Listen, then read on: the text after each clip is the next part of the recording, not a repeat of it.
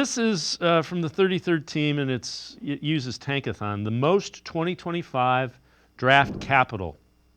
So the upcoming draft, Browns have the most. You see the value on the right-hand side ahead of Jacksonville. They have 5 of the top 103 picks. So you have to find a way to find impact players in those top 100, we'll say 103 just because that's what they have.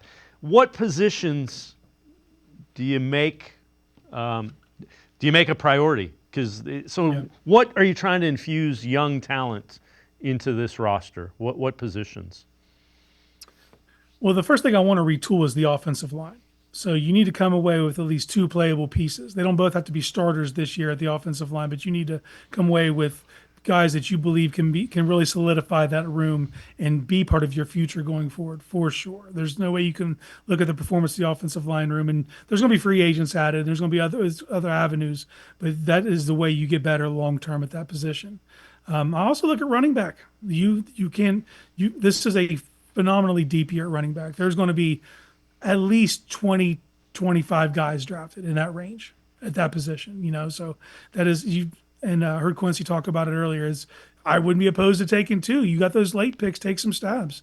There's Woody Marks out of USC. He's an older prospect, but if he's still hanging around late on day 3, I have no problem snagging him up, even if I do use a pick on, Ollie Gordon or somebody earlier, on day 2 or early day 3. So those are 2 positions I look at.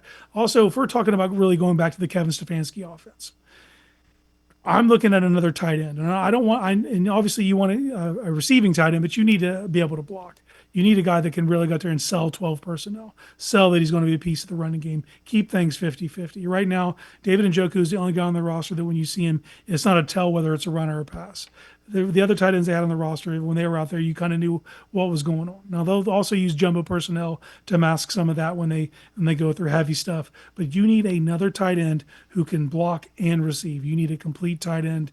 And just to back up, because we talked about it going into the season, and Njoku was the only guy, and you really didn't have a backup for that if you wanted to go 11 personnel, and then he gets a high ankle sprain, and next thing you know, you're kind of showing your hand when you send Jordan Akins out there. So they need to look at that for sure.